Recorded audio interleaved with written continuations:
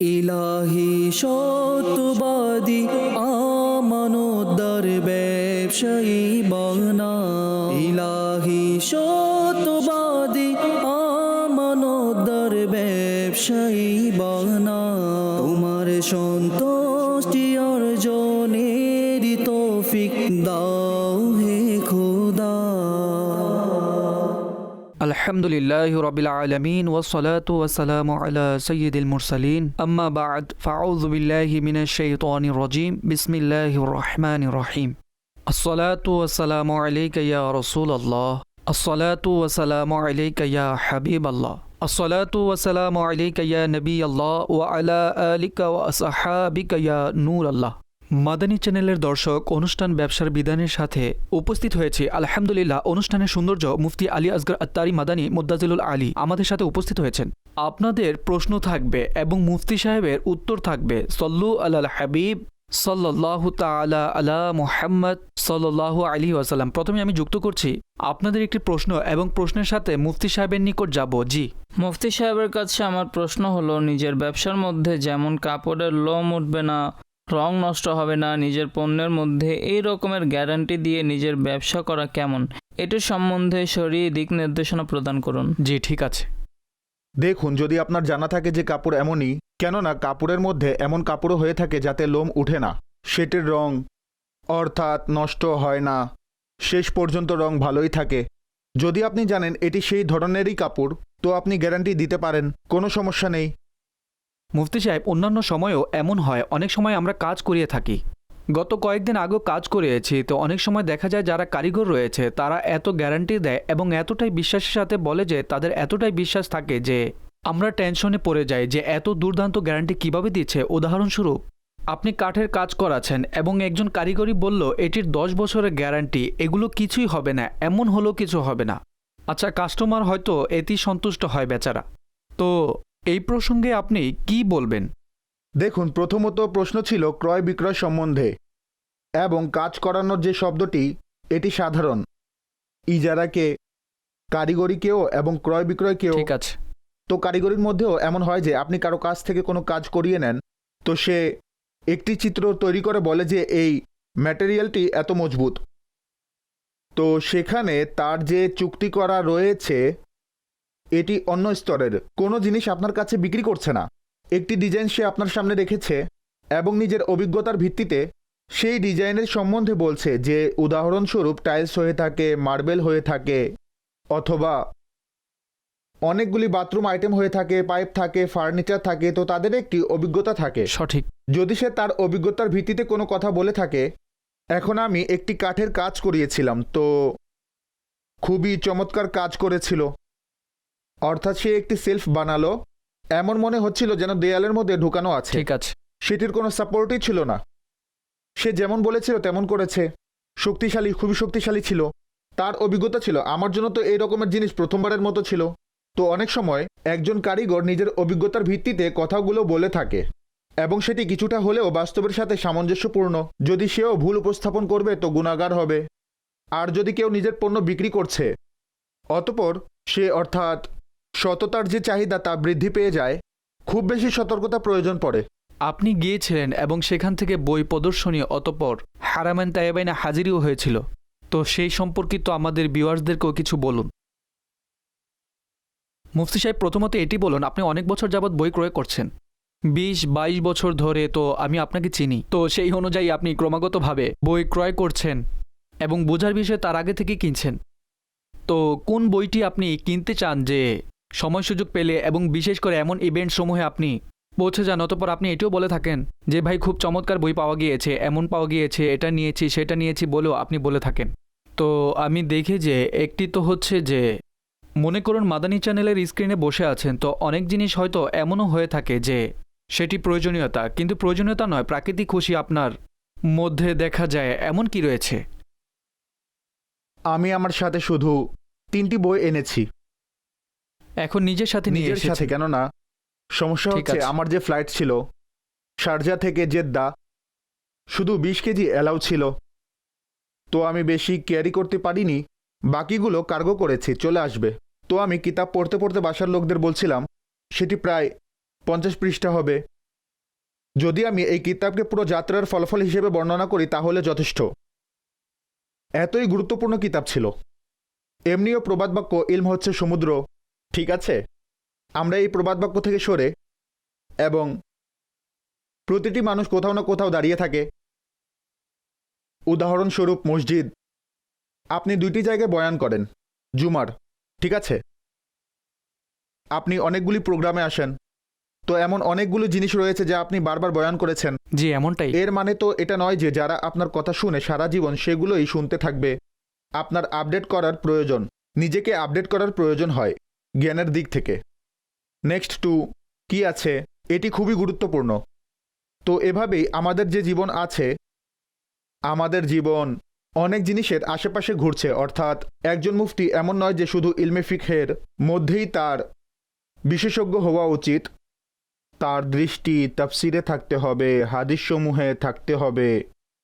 তার দৃষ্টি হচ্ছে আরও কিছু এমন জ্ঞান রয়েছে, বিশেষ করে ইলমে কালামে থাকা জরুরি। তো এভাবে প্রত্যেক বিষয়ের উপর, অর্থাৎ এগুলো হচ্ছে বিভিন্ন বিদ্যা, বিভিন্ন বিষয়। প্রত্যেক বিষয়ে অনেকগুলো জিনিস এমন রয়েছে যেটি পাঠ করা প্রয়োজন।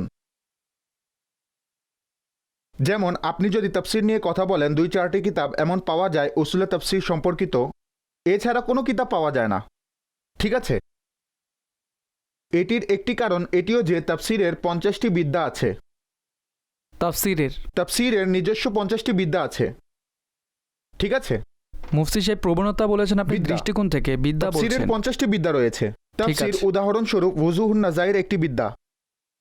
কুরআনে পাকের একটি শব্দ রয়েছে এবং যে শব্দটি রয়েছে সেটি কতটি অর্থে আছে, সঠিক। কোরআনের মধ্যে সেটি কতটি অর্থে আছে এসেছে, ঠিক আছে। এই বিদ্যাটির নাম হচ্ছে ওযুহুন নাজাইর। এখন এই সম্বন্ধে অনেক কিতাব বিদ্যমান, সঠিক। একটি শব্দ বিভিন্ন অর্থে এসেছে ঠিক সেটি। আছে? ইমাম জি। জাওজির বিখ্যাত একটি কিতাব বিদ্যমান। এইবার আমি গিয়েছি তো আমার দৃষ্টি আরেকটি কিতাবের উপর পড়লো, এই বিদ্যার সম্বন্ধেই ছিল। তো আমি প্রয়োজনীয় যে 50টি বিদ্যা সেটির মধ্য হতে একটি বিদ্যার কথা বলেছি, ঠিক আছে? এখন এরপর কিরাতের আলাদা, লুগাতের আলাদা রয়েছে এবং উসুলে তাফসিরের বিভিন্ন রকমের রয়েছে। ইলমে কালামকে যদি আমরা নেই তো ইলমে কালামের মধ্যে কদিম, জদিদ, ফলসফা এবং আজকাল যে লিবারালিজম, অতপর আজকাল যে যুগের চাহিদা, কদিম কিতাব বেশি গুরুত্বপূর্ণ হয়ে থাকে। প্রত্যেক জদিদ মাসআলার সমাধান সেটির মধ্যে বিদ্যমান। জি। আমি নতুন মুসান্নিফ সমূহকে পছন্দ করি না। কিছু মুসান্নিফ এমন আছে সমসাময়িক যুগের লেখক যারা আল্লাহ রাব্বুল ইজ্জত তাদেরকে বেছে নিয়েছেন, ইলমের আমানত তাদেরকে দিয়েছেন, জি। কিন্তু 100 জনে 5 জন হয়ে থাকে। সঠিক। বেশিরভাগ নতুন যে কিতাব আসে পিএইচডি এর থিসিস হয়ে থাকে।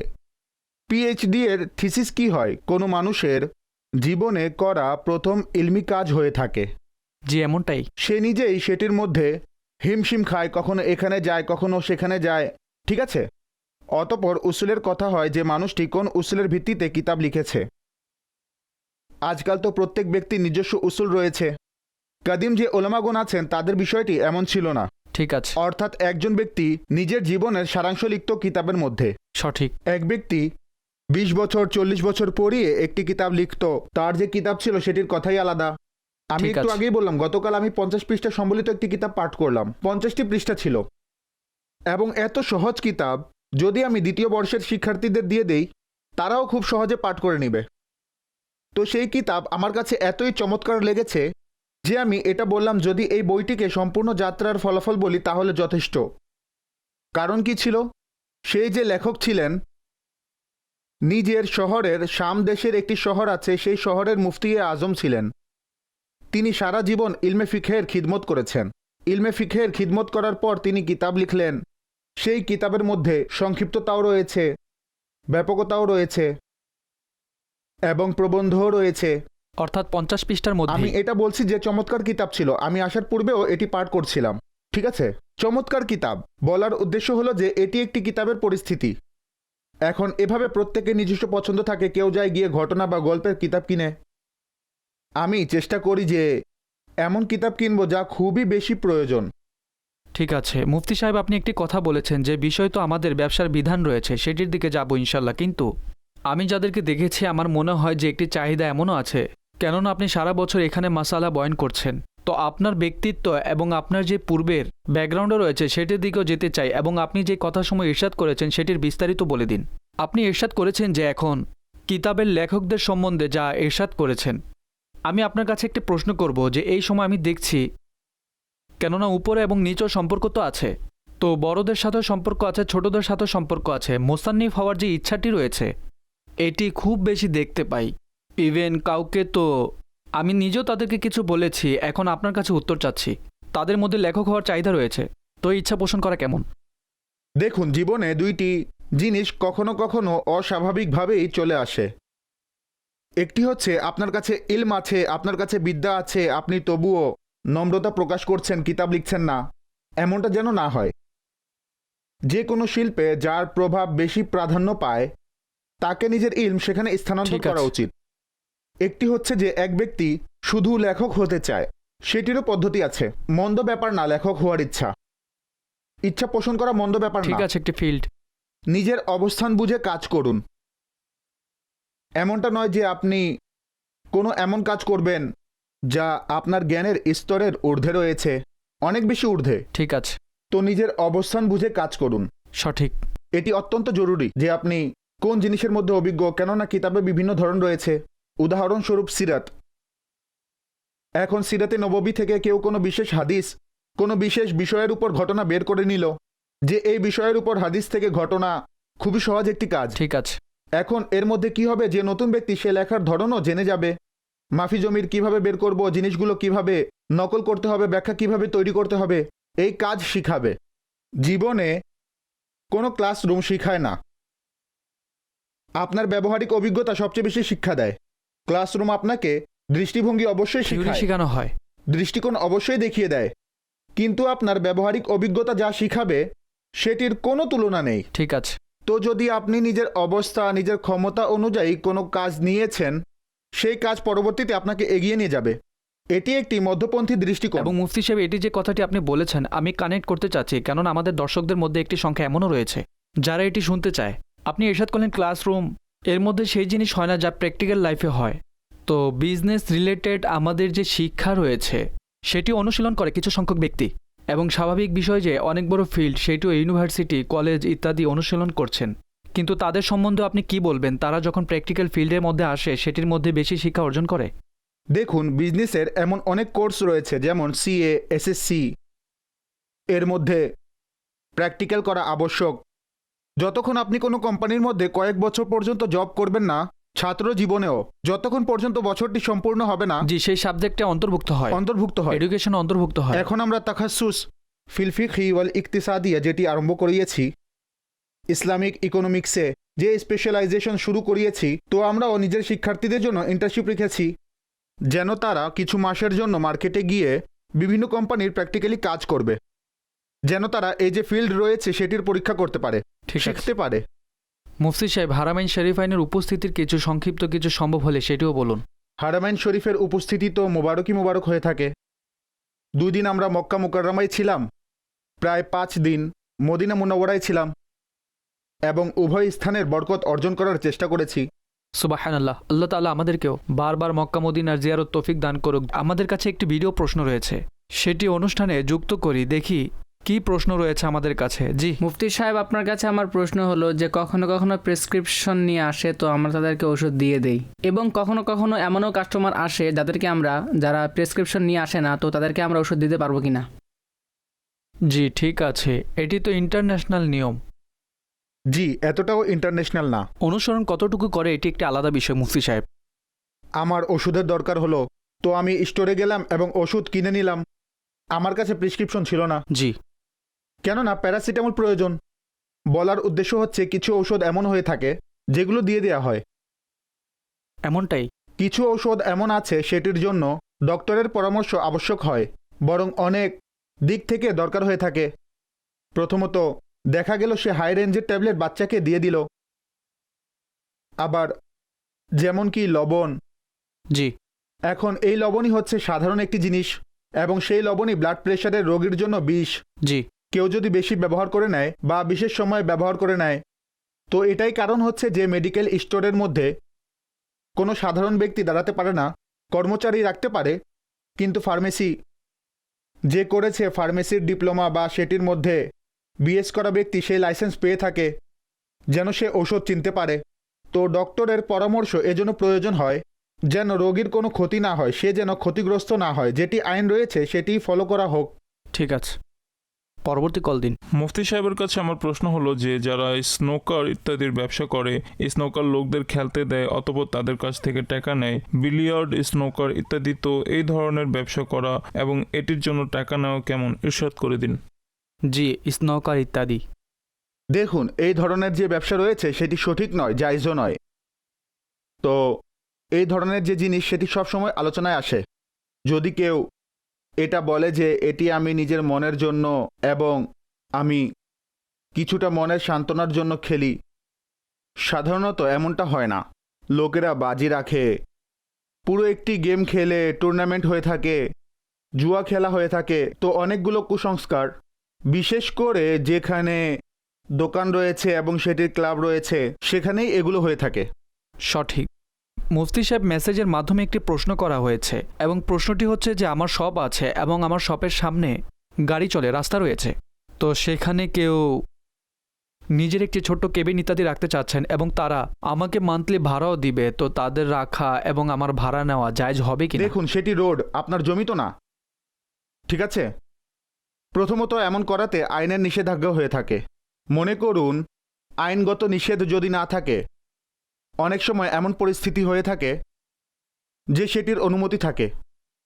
তো যদি অনুমতি থাকে এবং আপনার বিশ্বাস আছে যে লোকদের ক্ষতি হচ্ছে না এবং আপনি ফুটপাত দখল করছেন না, লোকদের হাঁটার জায়গা দখল করছেন না, এটি খুবই চিন্তাভাবনার একটি বিষয়। যদি সেখানে রাখা ঠিক থাকে তো আপনি নিজস্ব কোনো সেল রেখে নিজের কোনো কেবিন রেখে দিন, অতঃপর সেটির ভাড়া নিন। এ পদ্ধতি হতে পারে। ঠিক আছে, পরবর্তী কল দিন। আমাদের শপ থেকে একটি দোকানের কর্মচারী একটি বস্তা নিয়ে গেল এবং বলে দিয়েছিল মেপে নিয়েন, যদি পরিপূর্ণ 60 কেজি হয় তাহলে ক্রয় করিয়েন, অন্যথায় নেবেন না। অতবার আমি নামাজ আদায়ের পর সেখানে গেলাম, তো কর্মচারী চলে গিয়েছিল এবং মাল রাখা ছিল। যখন ওজন করলাম তো পরিপূর্ণ 60 কেজি হয়েছিল। এখন আমি দোকানের মালিকের সাথে দরদাম করে টাকা নিলাম, তো এভাবে করা কি ঠিক? এবং দ্বিতীয় প্রশ্ন হচ্ছে, যে মাল আমরা ওজন করে ক্রয় করেছি এবং ওজন করা ব্যতীত বিক্রি করে দেই, এটি হুকুম কি হবে? দেখুন, যদি আপনি ওজন করে ক্রয় করেছেন এবং ওজন করা ব্যতীত বিক্রি করে দিয়েছেন, তো এর মধ্যে সম্মুখ ব্যক্তির অধিকার আছে, সে ওজন করিয়ে নিবে। যদি সে বলে যে আমি আমার কাছে ওজন করে নিব গিয়ে, এই অপশন তো রয়েছে, সে নিজের কাছে নিয়ে গিয়ে ওজন করে নেবে, এখন দরদাম করে চলে যাক। আপনি যে পদ্ধতি উল্লেখ করছেন এই পদ্ধতি সঠিক নয়। এটি এমন হওয়া উচিত যে দরদাম আগে হয়, অতঃপর ডেলিভারির কাজ শুরু হয়। আপনি ডেলিভারি করে দিয়েছেন এবং ডেলিভারি করার মধ্যে কোনো শারীরিক ত্রুটি তো হয়নি, কেননা সেই সময় পর্যন্ত চুক্তিই হয়নি। চুক্তি তো তখন হবে যখন দরদাম হবে। তো এখন এর মধ্যে ভয় হচ্ছে, মনে করুন আপনার বার্গেনিং ফেল হয়ে গেল, তো সে ক্ষতিগ্রস্ত হতো, সেই পণ্য দ্বিতীয়বার আপনার উঠিয়ে নিয়ে আসতো। তো এমনইভাবে দরদাম হওয়ার পর যেন মাল পাঠানো হয়, এতেই নিরাপত্তা। মুফতি সাহেব, মালিক এবং তিনি আমাদের কাছে প্রশ্ন করছেন যে এমন কাপ, তিনি কাপের কথা বলেছেন, কিন্তু আরও কিছু জিনিস আছে যার মধ্যে ছবি ইত্যাদি প্রিন্ট হতে পারে এবং মানুষ করায়, সেগুলোর ক্রয় বিক্রয় করা কেমন? দেখুন, ছবি, প্রতিটি ছবি তো নিষিদ্ধ হয় না। যদি নিষিদ্ধ ছবি থাকে, অর্থাৎ জীবন্ত জন্তুর ছবি থাকে, আর এমনিতেও জীবন্ত জন্তুর ছবি নিষিদ্ধ, তো এই কাজটি সঠিক নয়। গাছের থাকে বা কোনো ফুলের থাকে, কোনো বিল্ডিংয়ের আছে, তো সমস্যা নেই। মুফতি সাহেব, এখানে আরও একটি কথা আমি উল্লেখ করব, যেমন কি আমাদের এই কাপটি, তো আজকাল লোকেরা ছবিও বানাচ্ছে এবং কিছু লোকেরা মুকাদ্দাস কালেমাসমূহ লিখিয়ে নেয়। তো এটি সম্বন্ধে পরামর্শ প্রদান করুন যে মুকাদ্দাস কালিমাসমূহ যদি লিখিয়ে নেয়, আল্লাহ রসুলের নাম লেখা আছে, মোহাম্মদ লেখা আছে সাল্লাল্লাহু আলাইহি সাল্লাম। আমি দেখেছি মার্কেটে এমনটা। আপনি কখনকার কথা বলছেন? আমি বাসায় গিয়েছিলাম কয়েকদিন আগে, লঞ্চের মধ্যে অনেক বড় আয়াত তারা লিখিয়েছিল। তো খুবই বরকতময় জিনিস, আয়াত তো আয়াতই হয়। আমি বললাম যে এটির সম্মান কিভাবে করা যাবে? বাসা আছে, বাচ্চারাও খেলবে, চিৎকার করবে, উচ্চস্বরে চিৎকার করবে। তো এভাবেই কিছু জিনিস এমন হয়, সেটির বিষয়ে আমরা সেটির আদব কতটুকু করতে পারবো সেটির দিকে গুরুত্ব দেওয়া প্রয়োজন। আচ্ছা, কাপের বিষয় হচ্ছে সেটি ধৌত করা হবে। ধৌত করলে স্বাভাবিক সেটির ময়লা বাইরে আসবে, তো এটি তো জায়েজ নয়। ওলামাগণ কবরস্থানের যে শিলালিপি থাকে সেটির সম্বন্ধে এই কথাটি লেখা রয়েছে সেটির মধ্যে আয়াত যেন লেখা না হয়, সেটির বেয়াদবি হবে, কিছু কবরস্থানে কুকুর আসা যাওয়া করে, পানি প্রবাহিত হয়। তো এই দিক থেকে সতর্কতা অবলম্বন করা উচিত। মুফতি সাহেব, আমি একটি শপ দেখেছি করাচির মধ্যে। সেটির নামটি খুবই পবিত্র শব্দ দ্বারা ছিল। তার শপটির নাম, ব্যবসায়িক প্রতিষ্ঠান, তাদের যে ব্যাগ ইত্যাদি রয়েছে, আমি দেখলাম তাদের নাম থাকে না, বরং তারা নিজের একটি চিহ্ন তৈরি করেছেন, লোগো ডিজাইন ইত্যাদি, তারা সেটা দিয়েই থাকে। আমার তো খুব ভালো লেগেছিল। দেখুন, ইলম যে রয়েছে সেটি মানুষকে অনেক ভুল থেকে বাঁচিয়ে নেয়। তাদের মনোযোগ ছিল, জি তাদের এই কথার অনুভূতি ছিল যে এই নামটি পবিত্র, জি আমরা অঙ্কন করাবো না। জি এই মনোযোগ প্রত্যেকের থাকে না। জি এই মনোযোগ সেই লোকদের থাকে যাদের অন্তরে আল্লাহর ভয় থাকে। আল্লাহর ভয় কাদের অন্তরে থাকে? কিছু লোকদের অন্তরে নো ডাউট প্রাকৃতিকভাবেই থাকে। কিছু লোকেরা এমন হয়ে থাকে যাদের ব্যাটারি চার্জ করার প্রয়োজন হয়ে থাকে। তো ওলামাগণদের কাছে বৈঠককারী, সালেহিনদের মাহফিলে বৈঠককারী, দিনী ইজতিমায় অংশগ্রহণকারী, এবং তারাই মনোযোগী থাকে এবং আল্লাহর ভয় তাদের অন্তরে সবসময় থাকে। ঠিক আছে, আল্লাহ তাআলা আমাদেরকেও দান করুক। পরবর্তী কল দিন। আমার প্রশ্ন হচ্ছে, আমি মেডিকেলের স্টুডেন্ট, তো কখনো কখনো এমন হয় যে মেডিকেল স্টোরওয়ালারাই যদি রোগী আসে তাকে চেক করার পর তাকে মেডিসিন দিয়ে দেয় এবং তার কাছ থেকে চেক আপের টাকা নিয়ে নেয়। অথচ আমাদের দেশে এটির আইন হচ্ছে যে আমরা নিয়মিতভাবে MBBS করে ডাক্তার হই, চেষ্টা করি, অতঃপর সফল হই। তো এমনটা করা কি জায়েজ হবে নাকি না জায়েজ? এটির পরিস্থিতি কি হবে? দেখুন, ওলামাগণ বিস্তারিতভাবে এই বিষয়টিকে বয়ান করেছেন এবং এটাও বয়ান করেছেন যে অচিকিৎসকের চিকিৎসায় হাত দেয়া জায়েজ নেই।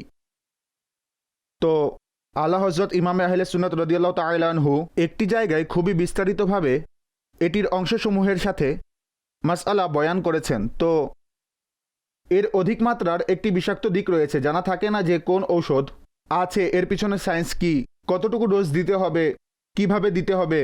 হয়তো আপনি মেডিকেল স্টোরওয়ালাদের কথা বলছেন। আমাদের এখানে তো গ্রামগঞ্জের মধ্যে কখনো কখনো এমন লোকেরা বসে থাকে যারা কোনো সাধারণ ডাক্তারের কাছে কম্পাউন্ডার হয়ে থাকে, কোনো ভালো ডাক্তারের কাছে কম্পাউন্ডারও থাকে না, এবং সে আসে পরবর্তীতে নিজের ক্লিনিক খুলে চালায় আর তাকে ডাক্তার সাহেব বলা হয়।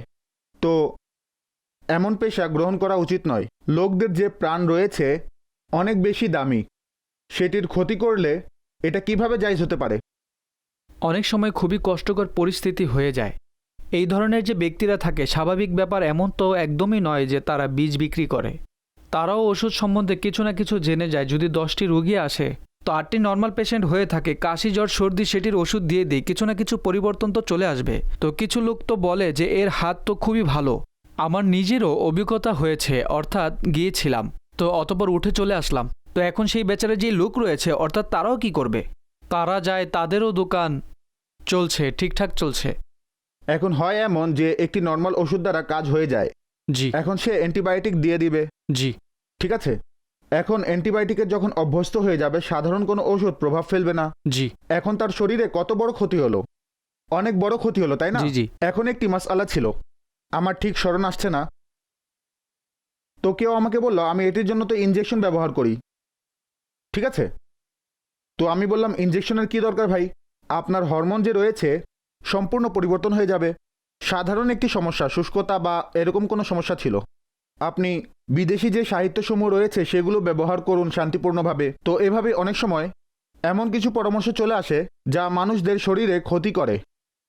ঠিক আছে, নিজের সাবধানতা অবলম্বন করুন। এমনটা সব জায়গায় রয়েছে, তারা ডাক্তারই না, তবুও তারা আছে। কিন্তু জীবিত থাকার ইচ্ছা থাকলে পরিচয় তৈরি করতে হবে এবং পূর্ণ হুঁশের সাথে আবেগপ্রবণ না হয়ে এই জিনিসগুলোর দিকে লক্ষ্য করলে ইনশাল্লাহ পেয়ে যাবেন। একটি কল দিন। আমি কাটিংয়ের কাজ করি এবং কাপড়ের কাটিং করা হয়। তো হেল্পার হিসেবে আমি যদি কাউকে নিজের সাথে রাখি এবং তার পারিশ্রমিক যদি আমি পার্সেন্টেজ হিসাবে রাখি যে 30% বা 40% রাখি বা 20% রাখি, তাকে দেওয়া হবে মাল অনুযায়ী, যে মূল্য একটু কম বেশি হতে থাকে। তো এমনটা করা কি জায়েজ হবে কি না? আমার যে হেল্পার রয়েছে তাকে যে পারিশ্রমিক দেওয়া হবে সেটি 10% বা 20% হিসেবে দেওয়া হবে। এটা কি জায়েজ নাকি জায়েজ না? বা বিশেষ করে পরিমাণ নির্ধারণ করা কেমন?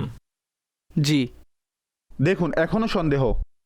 তিনি বললেন আমার হেল্পার, সে যে স্যালারি পাচ্ছে তিনি সেই পার্সেন্টেজের কথা বলছেন। যে কাজ হচ্ছে সে কাজের যে পার পিস হিসেবে যে টাকা পাওয়া যাচ্ছে সেটির কথা বলছে।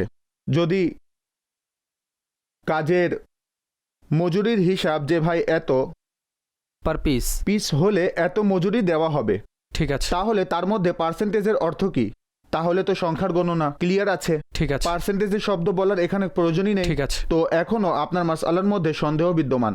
ঠিক আছে। আল্লাহ পাক আমাদেরকে ইলমিদিন শিখার এবং তার উপর আমল করার তৌফিক দান করুন। মাদানী চ্যানেল দেখতে থাকুন। সল্লু আলাল হাবিব সাল্লাল্লাহু তাআলা আলা মুহাম্মদ সাল্লাল্লাহু তাআলা আলাইহি ওয়াসাল্লাম। ইলাহি সত্যবাদী আমানতদার ব্যবসায়ী বানা, ইলাহি সত্যবাদী আমানতদার ব্যবসায়ী বানা, তোমার সন্তান